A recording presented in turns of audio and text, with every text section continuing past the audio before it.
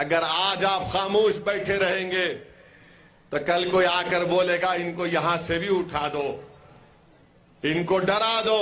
मेरा पैगाम यही है कि वोट की अहमियत को समझो। ये जमहूरियत है और जमहूरियत में आपको अपना वोट डालना पड़ेगा। डरने और घबराने की जरूरत नहीं है। जीत हार का फैसला तो जमीन व आसमान का खालिक करता है, मगर हमारा काम कोशिश करना है। अगर आप बोलेंगे या अल्लाह अल्लाह बस को कामयाब कर दे,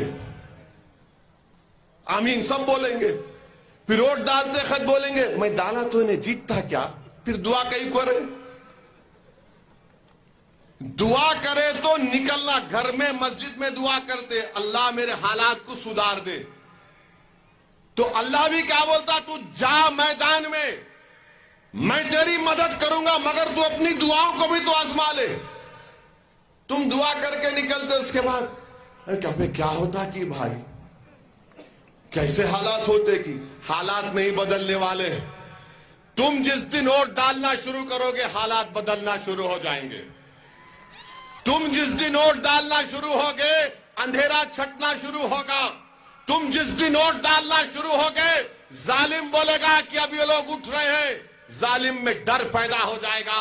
जिस दिन तुम वोट डालना शुरू करोगे तुम्हारे इलाके बस्ती में तरक्कियाती काम शुरू हो जाएंगे। तुम जिस दिन वोट डालना शुरू करोगे कोई तुमसे बेइज्जती नहीं करेगा। तुम जिस दिन वोट डालना शुरू करोगे कोई हिजाब के नाम पर मेरे बच्चियों के सर से पल्लो नहीं खींच सकेगा। तुम जिस दिन वोट डालना शुरू करोगे तुम अपनी एक ताकत को पैदा कर दोगे, तुम लीडर बन जाओगे। ये काम आपको करना है मेरे गयूर नौजवानों। ये लड़ाई तुम्हारी है, ये लड़ाई मेरी भी है, मगर मेरी जिंदगी कितनी बाकी अल्लाह जानता है। मगर फ्यूचर तुम्हारा है, मुस्तकबिल तुम्हारा है। हम नहीं चाहते कि हम जो अपनी जवानी में तकालीफ उठाए वो तुम उठाओ।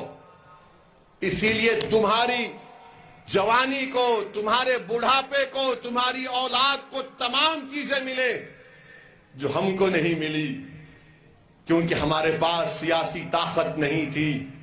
हम सिर्फ 50 साल से वोट डालने वाले बन गए, वोट लेने वाले नहीं बने। जब इलेक्शन आता ये बात बोल दी जाती सेकुलरिज्म को जिंदा रखो। अरे कौन सा सेकुलरिज्म जिंदा है? मैं संविधान के आईन के सेकुलरिज्म को मानता हूं, मैं सियासी सेकुलरिज्म को अपनी जूती पे भी नहीं रखता हूं। संविधान के सेकुलरिज्म को, कॉन्स्टिट्यूशनल सेकुलरिज्म को मानता हूं।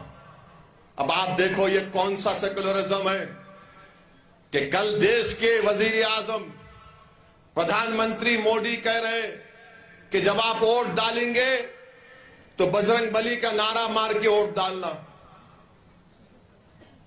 आप बोलो ये कौन सा सेकुलरिज्म है? तो आज क्या हुआ? आज मैं देखा कि कांग्रेस के जो कर्नाटका के प्रदेश अध्यक्ष है डीके, क्या नाम है? हाँ, डीके शिव कुमार, उन्होंने ये बोल दिए कि अगर कांग्रेस सत्ता में आएगी तो हम और हनुमान मंदिर को बनाएंगे।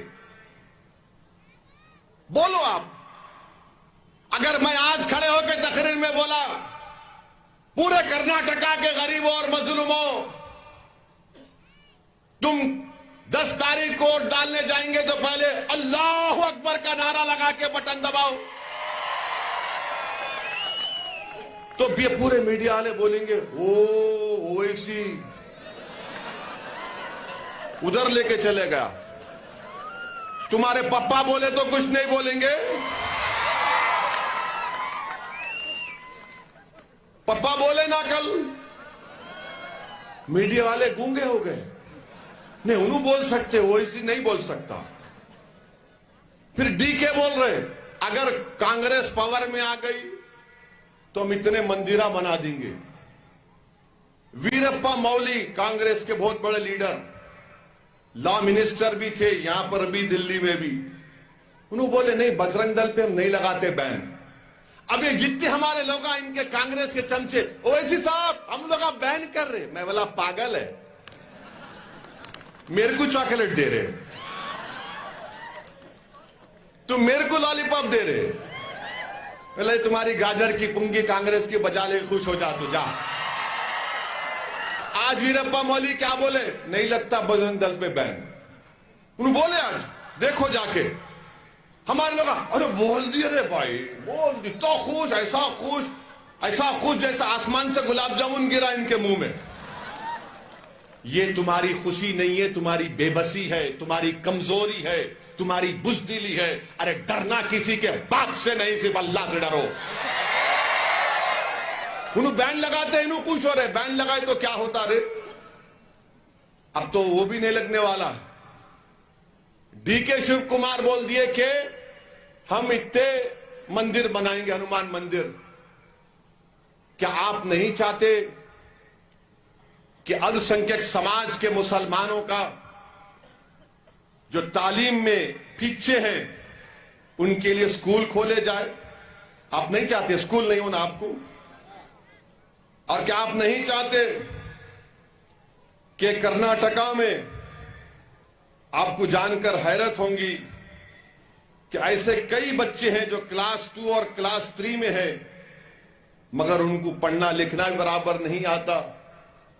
और डीके शिव कुमार बोल रहे कि हम जो है, क्या बोले वो, we have a commitment to the development of Anjaneya temples across the state. If the Congress party comes to power, our party will also prioritize the construction of new Hanuman temples in various parts of the state. अब आप बोलिए, ये soft Hindutva नहीं है तो क्या है? ये सॉफ्ट भी नहीं है, हार्ड हिंदुत्व है ये। और वो कांग्रेस के जो लोग जो उनकी गुलामी करने से थकते नहीं, अब बोलो जवाब दो, अब बोलो जवाब दो। डीके के बयान पर आप जवाब दो, आपको क्या बोलना है? मुझे तो गाली देते ना, खैर मुझे परवाह नहीं है, तुम क्या गाली देते दो मेरे को। तुम बी टीम बोलते मुझे, सी टीम बोलो, डी बोलो, ई बोलो, एफ बोलो, क्या बोलते बोलो। तुम अलीफ बे ते से जीम चीम है कै सब बोलो, मेरे को कोई फर्क नहीं पड़ता, क्योंकि मेरी रिज़्क़, मेरी इज्जत, मेरी जिल्लत का मालिक तुम नहीं हो, अल्लाह है। बोलो तुम कितना बोलते बोलो, तुम थक जाएंगे, तुम्हारी जबान थक जाएंगी, तुम्हारा वजूद खत्म हो जाएगा, तुम्हारी नस्लें खत्म हो जाएंगी, मगर असदुद्दीन ओवैसी जब इस दुनिया में जिंदा भी रहेगा और जब जाएगा तो अल्लाह मुझ जैसे लाखों लोगों को पैदा करेगा, देखना तुम।